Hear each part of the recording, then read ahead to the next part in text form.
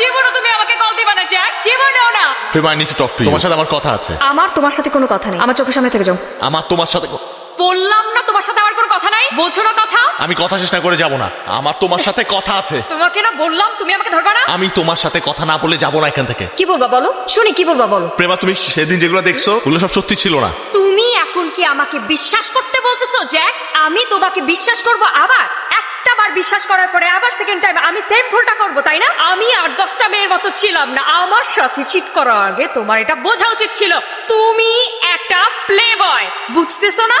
প্রেমাকে দেখছি না যে। কেন, তুই কি কিছু জানিস না? ও তো আজকে বিদেশ চলে যাচ্ছে। সত্যি? তোরা কেউই জানিস না? প্রেমা কোথায় যাচ্ছে? ইউএসএ, আজকে বিকেল 5টায় ফ্লাইট।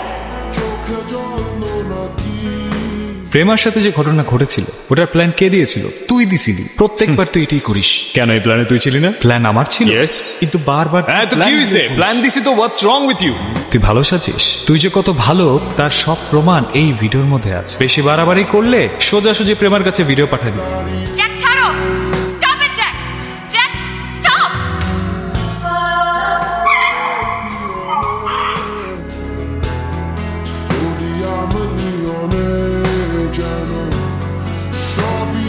আমি তো চলে যাবো।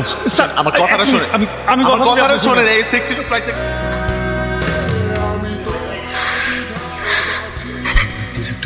ভাই প্লিজ ভাই, একটু একটু একটু।